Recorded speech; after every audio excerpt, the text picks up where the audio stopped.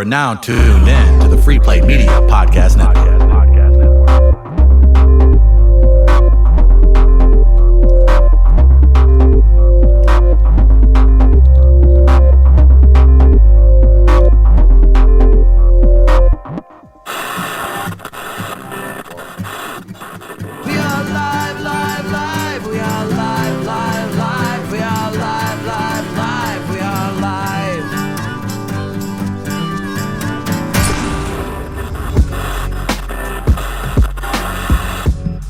We're live, everybody. It's Chris Denman, Michael Gaines, Carly Lawrence. Excited to be here on a Friday.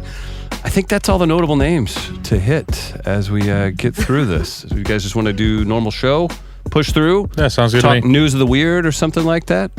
Get into it?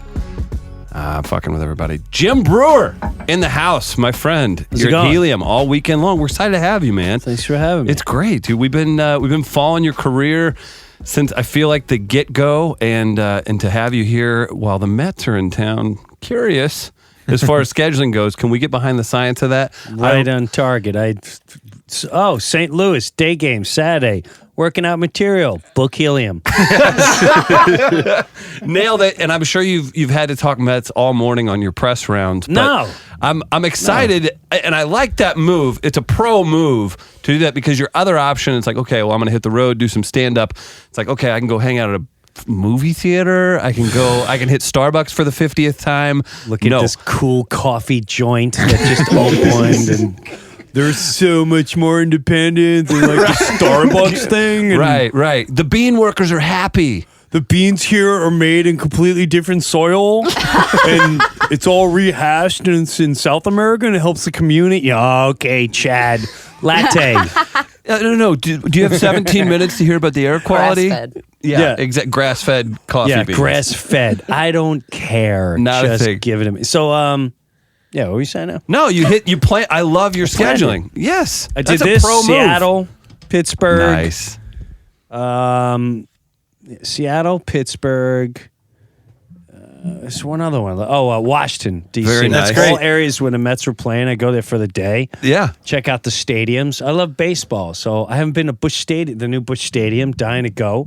And I get paid for being here. And I'm working out a new hour. Life is good. Very nice. And we're pumped to have you in St. Louis. I like that because you bring in people. We hear reports that the Grandy Man was at your show last night. Front row. Yeah. So It was awesome. Is it familiarity for it? You're like, hey, this is our trip, buddy. Well, I didn't know it was him for a good 20 minutes. And you didn't want to make, even at your level, you can't say, yes, you really look like Curtis Granderson. Yeah, and I didn't realize And a dude from North County's like, man, take it easy. Yeah, and I moved in, I leaned in, I went, oh, wow. And I just gave him a little, hey, man. And he went, hey, what's up? I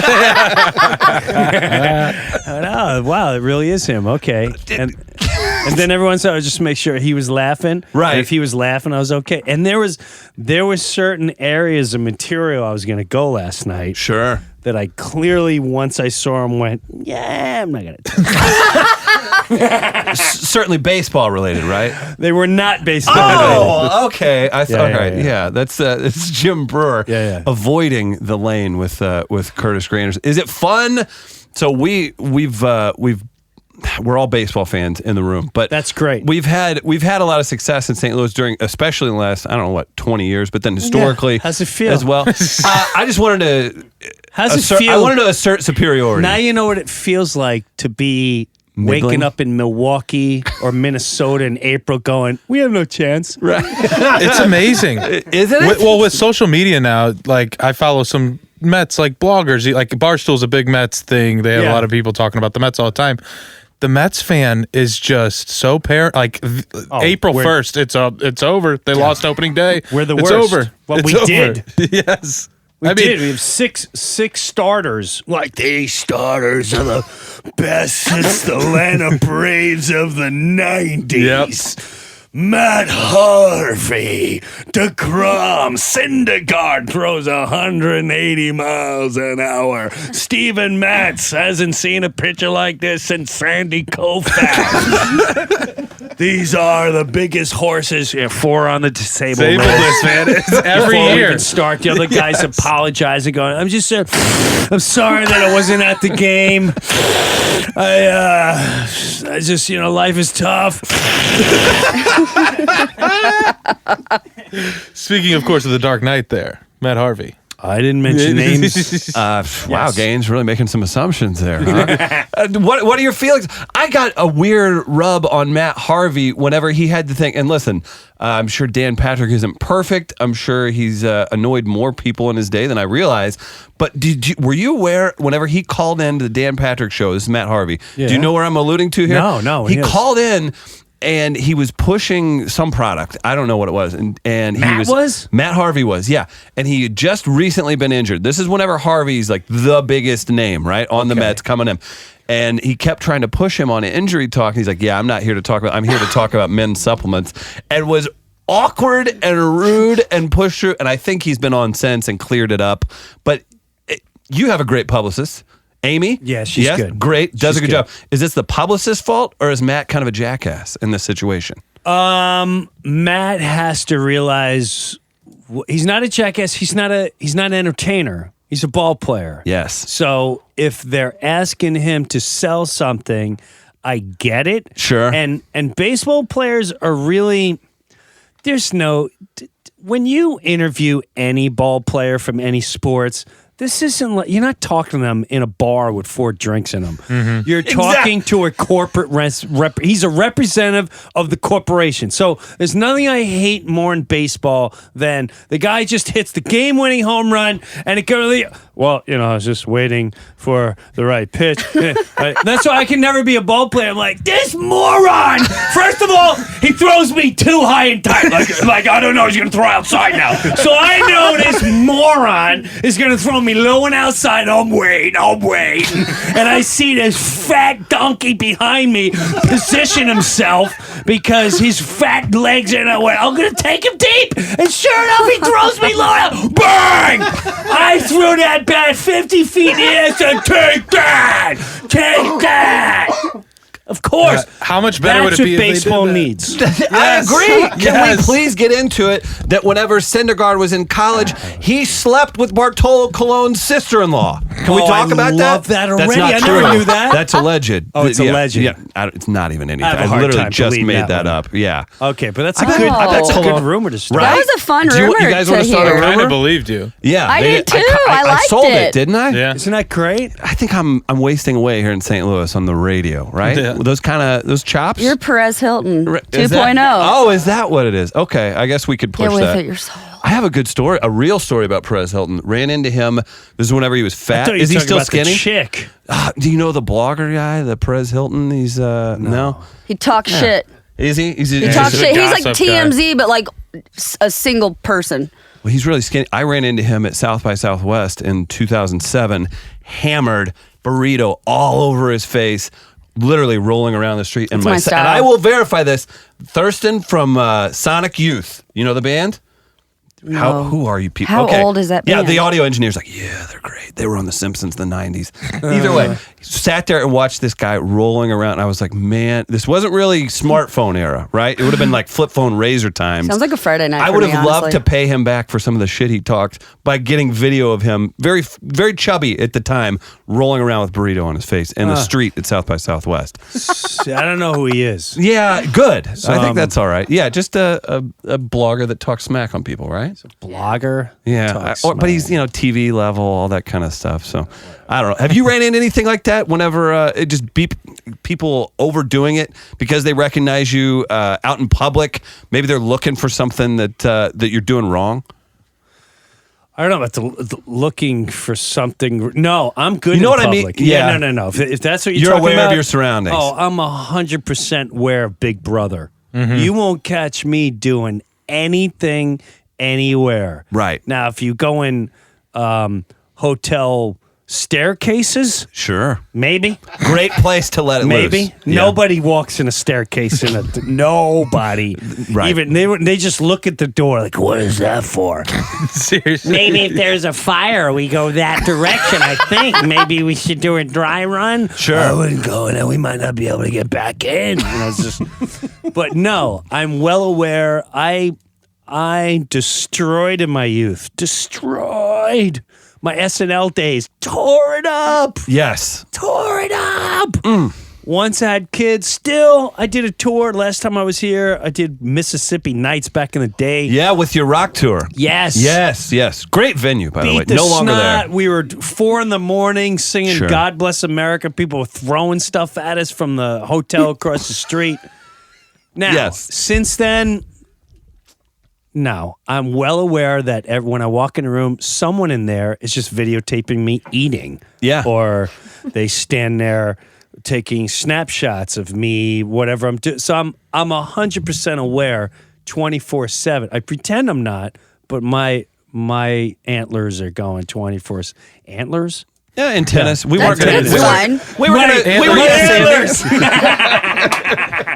I got my antlers. Jim the Moose Breuer in studio for We Are Live.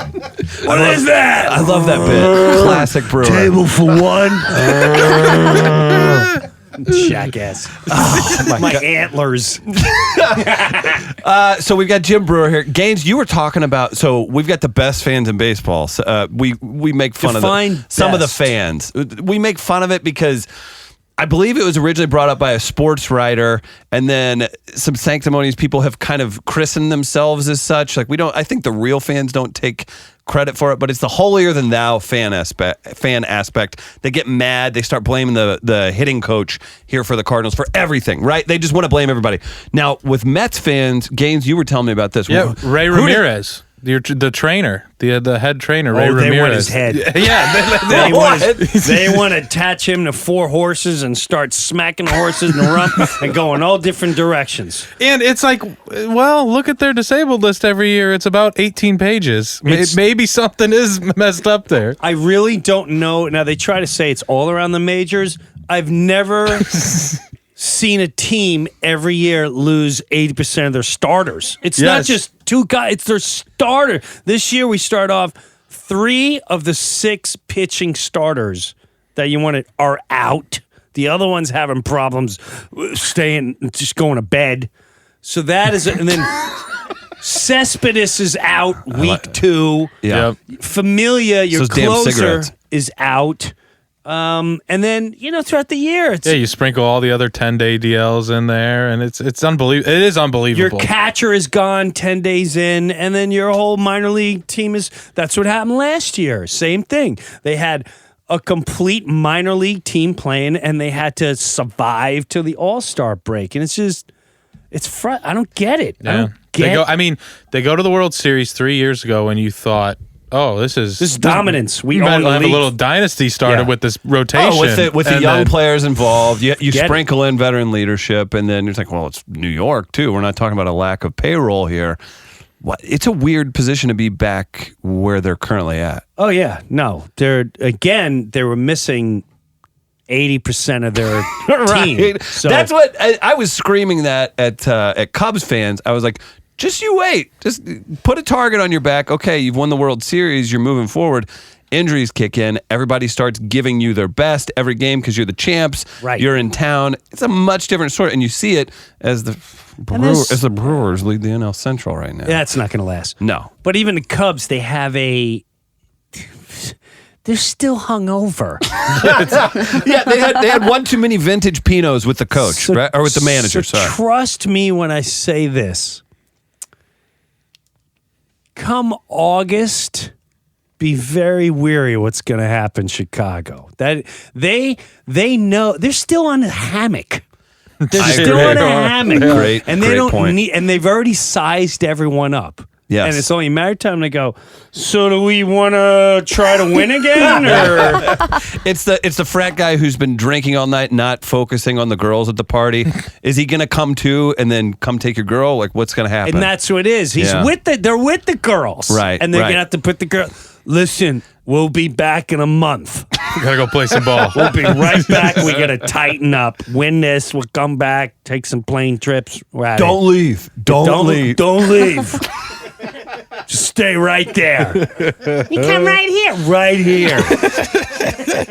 I'll be waiting. Bring some friends. We'll be right Bring here. some friends.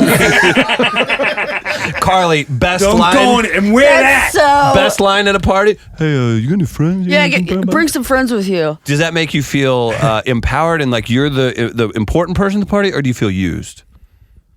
I'm like, why am I not good enough for all of you? Whoa. Why can't I? No, I mean, not like that. You got antlers. So we're killing it with the baseball talk. I love that you've scheduled your stand-up dates around where the Mets are playing. Yes. Fantastic veteran move. Your career, I would just kick myself in the damn head if we didn't talk about some of the amazing things that you've been a part of, some of the talent you've worked around as well. What, at this point in your career, with all the achievements that you've been a part of, has surprised you the most? I mean, did you see this laid out, or were there people that failed that maybe you thought would do much better? What comes to the top of your mind at that thought? I thought I'd be 10 times bigger. Really? Yeah. Okay. I'd be a liar if I didn't say that. Okay. And what does 10 times bigger mean? Dice, clay? Like I was going to be the next Eddie Murphy. Yeah. Hands down. Sure. I had that drive. And then when I was filming Half Baked, I truly thought, this is it. I'm going to be making $10 million in 2 years. I'm going to be in every movie. I'm murdering in this movie. Right. Rumors of you going only dramatic roles. Think like to that point. Hands down. Yeah, right. Yeah. You wanted to get to that Pitt, point. oh, you guys watch out. Yeah. Here comes Breuer. I got a goatee in this movie. I got a mohawk in the next one, smoking. Yeah. You guys don't even know what's going down tonight, do you? So but after that movie, it was almost like a bittersweet thing. Interesting. It became this huge cult icon, but career just came to a halt. Labeled as a stoner or what? Maybe, possibly. I don't know. I also started a family and I refused to move to LA. I did not want to go to LA. All my agents were like, you got to go, you're going to LA. I'm like, I ain't going to LA. Yeah. I'll try TV show. I'm not coming to LA. Interesting. If technology was where it's at now, then would things have been different? Who knows? And then again, I look at, I might have been a disaster. I know. Even SNL. I mean, my pants are off. I'm hanging out with Rancid. We're running through alleyways. The thought of you and Tim Armstrong and Lars running through an alley somewhere, sleeping in a garbage pail. We're having garbage pail tosses at cars. I mean, who knows how ugly it could have been if I would have had. I wanted that monkey. I wanted to ship in giraffes. You would have been Tyson. Leather pants. Oh, hands down. Hands down. It makes sense too. Walking down with your love of rock music, of just rock stardom. Yeah. That would have made a lot of sense for you to turn into a cautionary tale. Hands down. I would have been dead. I would have been dead. I would have been paying alimony, probably like 40 people by now. So on that, when I looked back at myself and I said, when I was a kid, I remember standing in my best friend Phil's yard and go, I'm going to work with, and back then my favorite, I said, I'm going to work with De Niro, Pesci, Jack Nicholson. That's how big I'm going to be one day. And I'm going to play with my biggest band, and the Mets are all going to know me. Now, technically you've done it's all that. happened. Right. Technically, it's all happened. I did a song with the lead singer, AC/DC. Me and James Hetfield are great friends. Right. I worked with Pesci, De Niro, Dave Chappelle, just you name it. Sure. Alec Ball, you name it. I've worked with them all. I've hung out with a lot of people too. That Tom Hanks. I'm like the Forrest Gump of entertainment. That's a fantastic way to put it. It's like I've done almost all these quirky things, worked with every name, but I'm not, not superstar and all that jazz. But I'm very comfortable with that the last 15 years or so. When Happiness you have a family, is huge. Yeah. Family's way more important to me, especially with kids. To me, the kids are there once. entertainment's around forever. That's a good point. Especially as the kids got, I didn't want to be that. I would see some people come through SNL and go, I don't want to be that guy. Guys, when's the I've seen my kids in 7 months. Oh my God. That's a tough one. Wow. I don't want to do that. I don't want to be on a set for 5 months in Cambodia. I might win an award.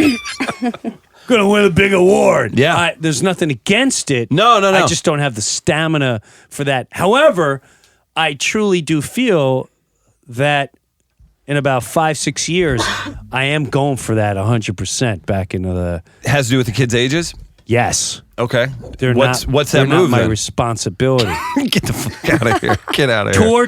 Tour. Yep. Another special or two. Write some scripts. Right. And then start going for serious acting roles. Change my look and all that jazz. Interesting. Yeah, Are we talking network TV? Are we talking Netflix specials? What do you want? Real, good. Netflix specials, and then I would like to do a couple. I would like to get in films. So we won't see you on Law and Order Ghost Detective Unit. No, but if I'm hired on it, I will be. I do miss that. Once in a while, I'll get little acting roles, and I miss it. I love.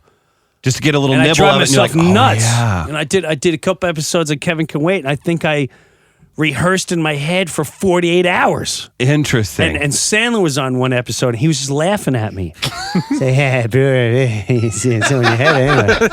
Oh, because they know. lines, just thinking, and he knows. He sees the rookie move, and I'm just standing on set, and my eyes are really intense. Yeah. He's going over his lines. He's going over his.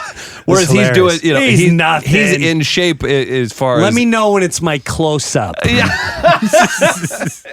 Then I'll start acting. How do you like a career like Sandler's? You hear people come after him a little bit, but he also Come gets after him for what? You have people coming. I think he takes check Rotten Tomatoes. He takes a beating now and again. He takes a beating every movie Sure. for the last 20 years. You Right. think he cares? He has his he's like a band. Yes. It's like, okay, well, you don't like Metallica. Guess what? They're selling out arenas Busch and Stadium. stadiums. Yeah, sure. So you can say all you want. He's a job creator too. And when the guy is when a guy has like people like Nicholson working for, I mean, he's brilliant. He's a Sure. genius of our time, no matter what anyone says. That's a very good point. And to be somebody that can literally put millions of dollars in the hands of And he knows good his people. audience. Yeah, he He's does. not trying to get the elite. He's not trying to get certain audiences. He knows from this age to this age, I make this movie, it's sold out ticket. They're coming to see me. And they love the humor. He's like the Nickelback of He really entertainment. is. Yes. without the He's negative feeling. I still he's have, the I have Nickelback- reverence for Adam Sandler. But And of metal, he's the 5-finger death punch. He's the 5-finger death punch. did they do really well? Yes, but they take slack like crazy. did, They're yeah. this and they're sold out and they're that. Yeah, well, guess what? Everywhere they play, they're sold out. 20, 30 million copies. You think they care? If you that- don't sell out, your Travis Barker's still playing 50 venue places with the Aquabats. Yeah, you could say whatever you want about Sandler. I'm here on a podcast trying to sell a Friday night. We got morning radio. You know what I mean? too, And but it's yeah, not yeah. against you. No, I But get I'll it. take that any day of the week. Oh, absolutely. You get to pick. If you feel like it, you'll go do your friend. You'll go do Kimmel. If you feel like Exactly. it. Yeah, Jimmy, I need to stop by tonight. Yeah. That's where Sandler's at. He's like a mobster of Hollywood. Is that strange working with people? You guys are all on SNL together, or you're in movies together. Even the Chappelles of the world that have really, you talk about blazing your own path and really just doing it in a unique way, even, or just a not. I don't know. Chappelle has been very interesting to watch and how he stepped away for a little bit. Do you find those different stories interesting, sad? I mean, is there anything that sticks out? No, it's just a learning experience. I knew Absolutely. I knew Dave before all that went down, and I could see it coming. Dave is he's very intelligent, Yes. very smart, and very deep, and he's on a higher level of intelligence. And when all that what went down, it's like a band. Again, it's just the rise and fall. When the rise came, I can't speak for him, but from afar, it's like on a very small, minor detail. You look at me and some people are like, hey, man, meh. They just bleat like a guy. my whole career is summed up as a meh. That's it. Which is insane. How much training do you have and how many hours have you logged? So Dave, it's just like an actor. An actor could do all this job, and Stallone's always going to be Rocky. So when Dave hit this plateau and he's got white people, man, I'm rich, bitch, and they just, hey, we're the this. It's you build an audience, and I'm not saying he didn't like his audience. He wasn't prepared. Who could be audience? No one can. And some people go with it, and some people, does Bob Saget like walking down the street like, "Hey, we watch you all the time in American Studies"? And he's like, he's the good humor man until he kind of came out and said, "I'm not the good humor man." Right. Until he's talking about butt fucking your mom at his show with an acoustic guitar out. Right. Yeah. So it's just a rise and fall. I've seen it a million times, and when you're in it, it's interesting, and not many people stay on the rise. Like I liked watching Jim Carrey. Jim Carrey rose beyond higher than anyone, and then he kind of did some stuff that you didn't hear much, and like, hey, and then you got the point like, I'm gonna produce now, right? Like, hey, he did it all. How many home runs can you hit? Well, I'm gonna start playing this other game and see how many home runs I can hit over here. It's still around. Can still do about whatever he wants. Went back to what he knows, and that's stand-up, and he feels comfortable. And when he feels like coming back, he'll come back. Anybody that you've been around, whether it's sketch comedy, stand-up, hell, we'll throw music in there too. Anybody that should be either star, getting more opportunities. Even you don't have to be a star to be pretty successful. Opportunities? I should be getting more opportunities. There you go. Well, look at that. You're here in St. Louis in this beautiful studio. Who should be getting more opportunities? I don't know, man. I don't pay attention to people. Yeah, you got to stay in your own lane too. You're writing all the time, I'm sure. Yeah. Once I hit a part in life where even with stand-up, I know I'm an inside fastball hitter. I'm not gonna go after the clever stuff and this stuff. I'm gonna talk about real. I'm best as a storyteller, real life. Oh, what's going on, your uncle? Oh my God, I got stories. What's going on over here? Oh, I got it. I got the stories. I know when to hit them over the fence, and now I just wait for the fast pitch. So I know my groove. I don't go out of my groove anymore. It's a hell of a groove to be in. Yeah, it's fun. I'm watching a guy, Sebastian Maniscalco, who's Netflix special. In 4 years, he's become a rock star, and I love. Is that his look and his inflection in his voice? You think? I think that has something to do with it. People get obsessed with the way he sounds. It's his delivery, isn't it? It's his delivery. He's like Dice meets Brian Regan, and you put it in a factory, and it came out. It's brilliant. Right. And he's so funny, but I like watching guys like that. I like rooting for guys like that, and. I was always shocked Brian Regan wasn't doing more TV stuff because he's so funny and been out there so long. But, I don't know. No, it makes sense. Good answer. Yeah. How long did it take you to find that groove? Like when did you realize that? Mid 2000s. I started in 89. By the time it was 95, I was already on TV. A couple development deals and all that. By 99, Half Baked was done. I started a family. And I went into radio, so I didn't have to travel so much in the early 2000s. And I went back on the road 2008. In 2008 is when I went, you know what? I start off as a stand-up. This is what I used to talk about. This is what got me all the success. I'm starting over, and here's where I'm starting. Is that a calming feeling? Or was that such a great feeling? Because you don't exhaust yourself trying to please people. During the pot days, I definitely was trying to write more pot stuff and do more pot material, but it was exhausting trying to be something you're not. I mean, don't get me wrong, I was smoking all that, but I wasn't and wake up in the morning like, hey, 420. 420. I didn't even know what 420 was. I got called after Half Baked. I swear to God, it's a true story. And they asked me to, this is right after September 11th. And they called me up and they said, hey, you want to be a judge at the Cannabis Cup?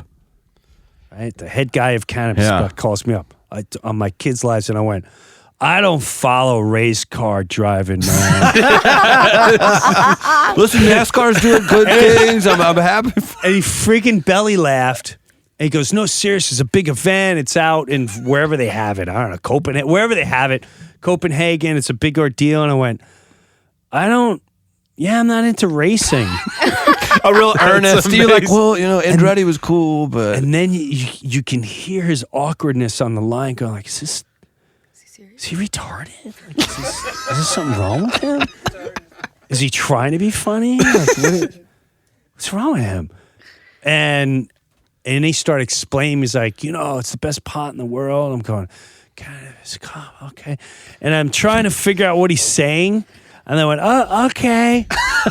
Let me think about it. And then I call my friends like, dude, you want to be the judge? Dude, it's like the biggest pot event in the world. And be so high. My wife and I was like, oh, no, you're not. You're not. No, you're not. Make up some bullshit about clubs drug testing. Yeah, but I I didn't even know what that was Right. at the time. So, but I'm glad that it's becoming legal and all that. Yeah, because- it's different now. I feel like if you were a weed comic, you have to like do part-time scientific stuff too because it's so high level now. Everybody's got their own hydroponic blend and sciences that go into it, and you basically become a botanist along with a weed enthusiast. Yeah. You don't have time for that. No, those are big words. I can't figure those words Go out. Mets. You just said. Go Mets. Much easier. Jim Breuer, your shows, you're already selling them out, man. You're going to have a packed weekend. I'm excited for you. Yeah, it's so good. I'm trying out new material. It's going to be good. That's awesome. Which Thanks is for when I'm coming by, most man. excited, too. Is it? Yeah. Because are you trying to earn those laughs because you're not sure of the material yourself? No, or what's I'm what's not the earning pull? laughs. I get off on figuring out the whole routine. It's like making a cake. I got the ending. Yep. And I have a little bit of milk. Now I get to add. I go down avenues. I'm very much like an 80s comic, which is hard to explain. There was this guy, Richard Jenny. And Richard would do a premise and he'd add on. He'd say, I'm walking down the street. Sure. But before he gets to the end of the street part, it's the bakery. And then he's got 5 minutes on the bakery. And then the mailman at 40 minutes. And then he ends it with, then this is why I was walking down the street. Does a callback to the beginning. I love that. And that's all I do. It's like I start and then it's callback. I love that. It's a blast to watch, too. That's what I like enjoying creating while I'm here. And I had a couple last night I get all excited about. That's exciting, man. You guys go check him out at Helium right here in St. Louis. Early show Saturday is already sold out. So I would hurry up and get tickets for the rest of the shows that are available. And if you're in another city that the Mets play in, you might see him very soon. Seattle's great, isn't it? Yeah, I've been there once. It's, Really? I would have thought you'd been up there a little more. I'm not into the vibe of the.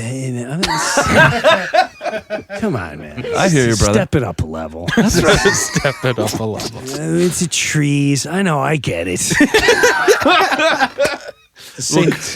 Knock it. So Seattle, get excited for Jim Breuer coming in. That's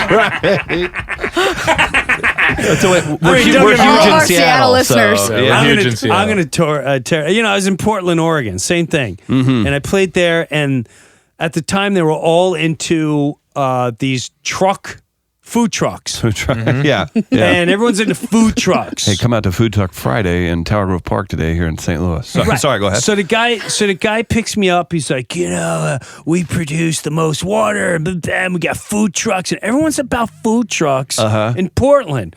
So when on stage, I'm like, how about your food truck? Yeah. Have you ever been to a carnival? You act like you invented this. I got it in my hometown, Chester, New Jersey. Is it food? You go over there, you get scones. You go over there, you get the pizza guy. You go over there, you get chop suey. Like, what do you guys think? This is something new? Go to a carnival. Get out.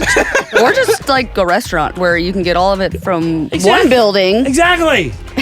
Take it down here. That's what you're excited about. Easy. So, fuck food trucks. No, they're okay, but take it easy with this is the new greatest thing. I'm okay with that. I think it's a good note to end on. Yeah, have a good one. You too. Later, Jim Breuer. Later.